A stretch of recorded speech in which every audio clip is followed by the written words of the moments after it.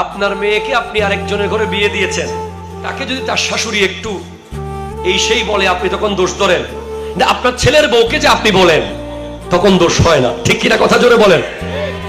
আপনার মেয়ে ঠিক টাইমে ঘুম থেকে উঠে না, আপনি তখন বলেন যে আহা আমার মেয়ে অসুস্থ, একটু ঘুমাক। কিন্তু আপনার পুতের বউ যখন ঠিক টাইমে ওঠে না, তখন আপনি বলেন যে তোরে তোর বাপে কিছু শিখায় নাই, অমুকের সাথে আমার সম্পর্ক আছে তাই তাকে একটু স্পেস দিলাম, অমুকের সাথে সম্পর্ক নাই তাকে স্পেস দিলাম না। দুজনেই একই ব্যক্তি, একই ক্যাটাগরি, স্বজন প্রীতি। আমার নবীর চরিত্রের মধ্যে স্বজন প্রীতি ছিল না।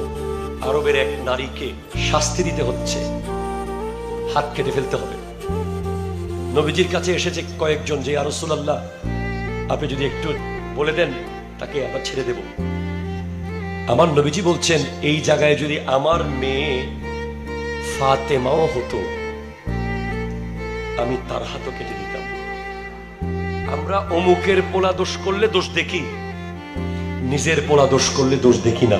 অমুকের মানুষ দোষ করলে দোষ দেখি, নিজের মানুষ দোষ করলে দোষ দেখি না।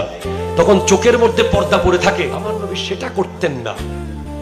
আমার নবী বলছেন যে এই মেয়ের জায়গায় যদি আমার বেটি ফাতেমাও হতো, আমি তার হাতও কেটে দিতাম।